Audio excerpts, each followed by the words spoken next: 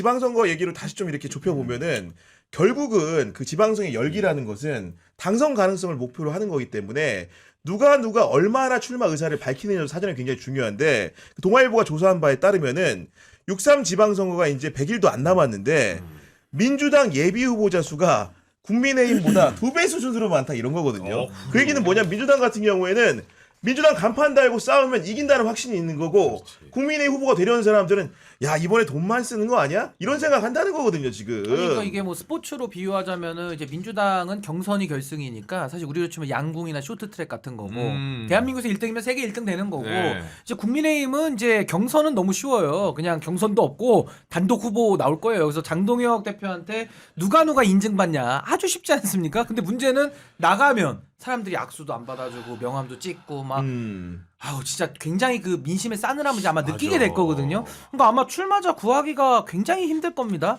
근데 또 안 내보낼 수는 없고 그래서 참 국민의힘은 뭐 정당 지지율 아까 우리가 또 이야기도 했습니다만은 아마 지지율과 이게 연동돼 있기 때문에 물론 TK 지역은 그나마 뭐 후보들이 여러 명 있겠지만은 그걸 제외한 나머지 지역은 어차피 본선이 안 된다라는 그 패배감 때문에 아마 경선 자체도 지금 열릴 수 있을까 상당히 좀 우려되는 상황이겠죠. 그러니까 어제 내부에서는. 기준으로 동아일보가 중앙선관위를 조사해서 발표한 바에 따르면은 서울 등 광역단체장 선거구 17곳 가운데 민주당은 20명이 예비 후보자로 등록했고 국민의힘은 10명이 등록했다라는 거고 그리고 기초자치단체로 가보면은 서울구청장 25곳 가운데 민주당은 35명이 예비 후보자 등록을 했고 국민의힘은 13명밖에 후보자로 등록하지 않았다라는 얘기입니다. 경기 같은 경우에는 31곳에서 기초단체장을 뽑는데 민주당은 71명이 등록을 했지만 국민의힘은 20명만 이름을 올렸다. 굉장히 큰 차로 보이잖아요. 보면은요. 근데 네. 국민의힘 20명 중에 10명이 대구 아니에요? 아닌가? 아, 대구에 또 많을 수도 있어. 네. 예를 들면은 뭐 그 숫자 중에서는 대구 예를 어마어마한 들면 많던데. 네. 네. 그런 상황이기 때문에 아마도 이제 그 선거를 바라보는 당선 가능성에 무게를 두는 그 중심추라는 것들이 이만큼 다르다는 말씀을 좀 드릴 수 있고 그렇다고 해서 민주당이 또 오만불손하게 선거 다 이겼다 이런 식의 모습을 보이는 순간 바로 유권자들은 냉엄하게 나올 겁니다. 아니, 그러니까 이제 선거와 골프가 이제 머리 들면은 다 이제 잘못된다는 그런 이제 말도 있는데 결국에는 이제 민주당도 이게 참 뭐랄까요. 선거는 이제 쉬운 선거는 없지만 그래도 구도적으로는 초압승이 예상되는 선거를 치르잖아요.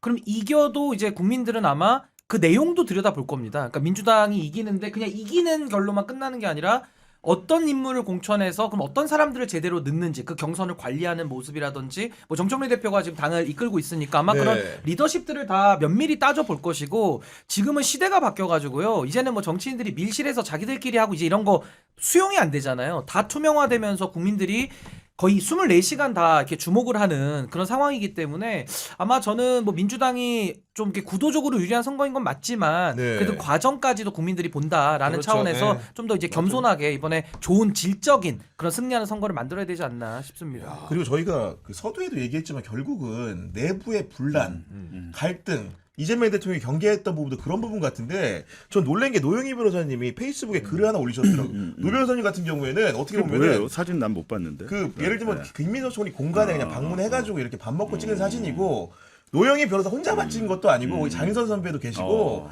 여러 평론가들이 계세요. 우리 알 법한 사람 얼굴 보면 알 법한 사람 최진봉 교수도 계신 것 같던데 그런 상황이기 때문에 최진봉 교수님도? 본인이 전혀 오해받을 상황이 아닌 건데도 누군가는 노영희의 말을 가지고 이제 그런 입장으로 마치 이제 규정을 해버리고 그렇기 때문에 노영희는 누구 편을 든다 이런 식으로 이제 자료를 원용하는 건데 이거는 이런 식으로 싸우면 안 되지 않겠습니까, 박수환 씨? 아이, 그럼요.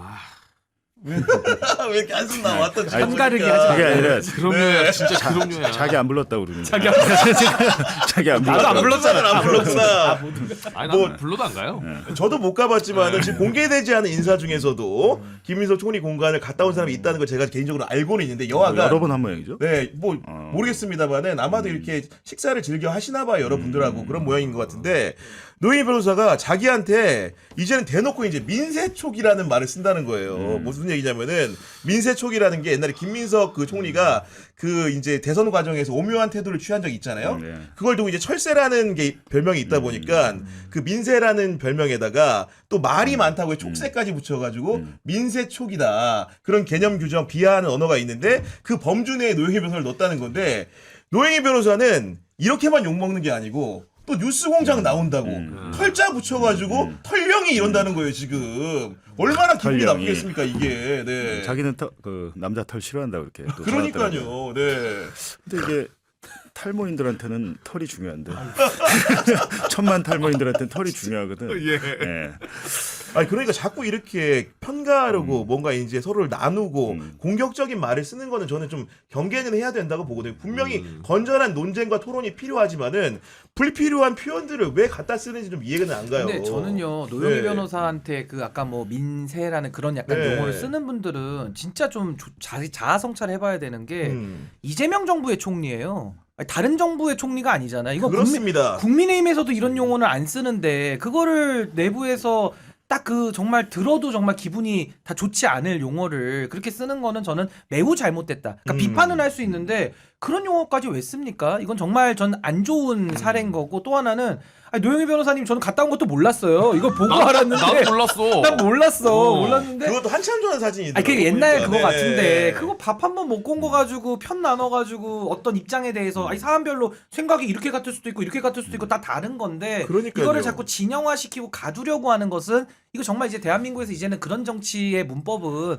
좀 그만해야 돼요. 아 그럼 이재명 대통령 실용 행보하시면서 아니 이혜원 후보자도 지명했다가 또 민심이 아니면 또 철회도 하고 그렇죠. 이렇게 넓게 네. 넓게 가잖아요. 그러니까 그런 식으로 정치 행보를 더 하고 우리 지지자분들도 어떻게 보면 과거에 봤던 어떤 프레임이 있더라도 그 이제는 낡았다. 이제는 시대가 바뀌었으니까 조금 더 그런 어떤 멸칭을 쓰면서 그렇게 가두는 그런 형태는 좀 안 하시는 것이 서로에게 다 좋지 않나 그런 생각이 듭니다.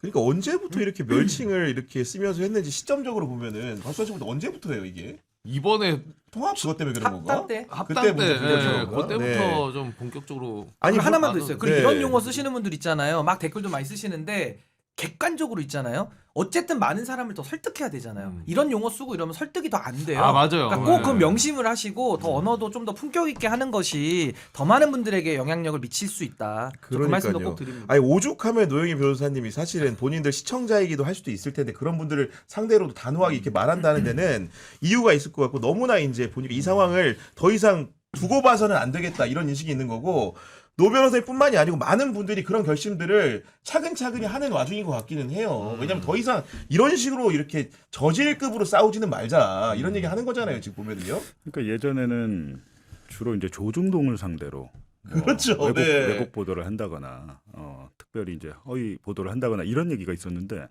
조중동이 또 상대적으로 예전처럼 존재감이 없어요. 없다 보니까 이제 유튜브 진보 유튜브 내에서도 상대적으로 뭐 뉴스공장이나 매불쇼는 좀 규모가 크잖아요. 큰 스피커들에 대한 공격도 있는 것 같고 시기 질투도 있는 것 같고 뭐 복잡하게 있는 것 같은데 이게 일단은 윤석열이 제거가 되면서 주적이 제거가 되면서 여러 가지 주적이 사라지면서 지금 외계인이 사라지다 보니까 그러니까 지금 일단 지금, 무기징역 네. 받고 일단 윤석열이 나올 확률은 없잖아요. 이제 제거가 되면서 이런 혼란이 있는데 아마 또 새로운 또 새로운 누구나 대상이 지금 파헤쳐서 만들어야 새로운 되는 대상이 또 하나 거야, 지금 나타나면 네. 정리가 되지 않을까 하는데 뭐 정확한 아까 곽수환 씨도 그렇고 뭐 네. 신인규 변호사도 그렇고 저도 그렇고 요즘 이 현상에 대해서 야 이건 뭐지라는 생각은 들긴 들거든요. 네. 근데 계속 이렇게 가기 하겠습니까? 이제는 멈춰야 되는 거고 사실 어느 장단에 맞출 수도 없는 거 아니에요, 박수환 씨? 예를 들면 그러니까 이렇게 비판하시는 분들 당연히 이제 계시는 거는 저희가 뭐 어쩔 수 없고 또 비판하시는 거 듣고 저희가 또 당연히 뭐 사과할 게 생기면 사과하고 반성하고 하는 건데 이제 지금 여론들 보면은 저는 거의 윤석열 정부에서의 한덕수 지금 최용 밑에서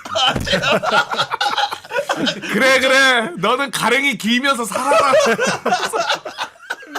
거의 뭐 한덕수로 돼 있습니다 지금. 아니 근데 박덕수. 저도 이거를 제가 검찰 수사권 때부터 느꼈던 건데 그때도 제 주장을 얘기하면은 맞아. 저는 신문기도 많이 검찰 편을 드는 게 당했어요. 아니거든요. 네. 저는 보안수사권 예외적 존치론 이거는 조국 대표도 얘기를 하신 내용이고 법학자시니까 또 대통령께서도 그런 논지는 계속 얘기를 하셨단 말이에요. 근데 그 전까지는 제가 얘기를 하면은 무슨 뭐 검찰 앞잡이 막 이렇게 나오니까 제가 그랬잖아요. 난 국민 손잡이가 되고 싶다. 그러니까 이런 식으로 자꾸 그것도 어떻게 보면 하나의 프레임이잖아요. 무슨 얘기를 하면 너 검찰 편 드는 거지. 이제 이렇게 가는데 그러면은 어떤 문제가 있냐면 내용을 안 들어요. 그냥 저는 그런 사람이 돼버린 거예요. 그래서 어느 날은 어느 방송 가잖아요. 나 아무 말도 안 했는데도 그냥 막 욕이 올라와요 여기에. 그렇게 가면 안 되니까 조금 더 저는 충분히 표현 더 하시고 충분히 더 비판하고 저는 성역 없이 해야 된다고 봐요. 저도 그렇게 살고 있고 네. 대신 조금 더 비판도 설득력 있게 해서 관심이 없는 분들도 계시잖아요. 그분들에게 어떻게 비춰질지 그리고 그분들을 어떻게 더 한 분이라도 더 설득해낼지를 좀 고민하시면서 뭐 댓글도 써주시고 뭐 표현도 해주시면 더 좋지 좋죠. 않을까 네. 네, 그런 생각이 듭니다. 저는 세 분에 비해서 제가 인지도가 많이 떨어지지만 최근에 누가 저한테 게시물 하나를 보내왔는데 제목이 이겁니다. 뭐예요? 뉴 이재명으로 알게 된 광인 탑10. 이거 뭐야? 이거? 제가 6위에 올랐습니다. 제가 6위에 올랐고 그 설명이 어떻게 돼 있냐? 이 국면에서 구교영이라는 똥땡이가 아주 대놓고 뉴 이재명 낄낄거리면서 떠드는데 체중 이런 얘기는 식으로. 좀 안 하신 체중 얘기는 좋았어요. 그래도 6위여서 농담이고 아무튼간에 그러니까. 제 진위를 너무 이렇게 왜곡할 주시니까 마음이 아프더라 이거죠. 그래서 네. 형님이 요즘에 퇴근하고 맥주 한 잔씩 좀 했구나. 그러면 스트레스 받아 더 먹는단 말이야. 스트레스 받아가지고. 더 뚱땡이가 됩니다 지금. 그렇게 하실수록 저를 비판하실수록 순위가 올라갈수록 리박스쿨 블랙리스트다. 뭐 이제는 털보스쿨 블랙리스트다. 이제 뭐 커뮤니티 같은 데서 뭐 재미삼아 하는 측면도 있고 뭐 할 텐데 네. 뭐 하나의 뭐 과정 거쳐야 될 그러니까요. 과정이 아닐까. 네. 네, 시간이 지나면 좀 정리가 되지 않을까 그렇게 생각합니다. 그러니까요. 그러니까 이게 그런 것도 있는 것 같아요. 국민의힘이 아예 박살이 나 있으니까 거기는 때려도 의미가 없는 거야 이제. 아니 진짜 그러니까 그러더라고. 국민의힘 어디 가서 이슈 얘기하잖아요. 응. 저도 텐션이 떨어지고 동접도 같이 떨어져. 왜냐면 같이 떨어지더라고 그게. 국민의힘 논평은 그냥 아예 뭐. 못 고쳐 못 고쳐. 뭐 그런가 보죠. 또 누구 제명됐대 이러면 지금 이제 감흥도 없어. 다음 주제 국민의힘이었거든요. 텐션 굉장히 떨어져. 어려운데 지금 보니까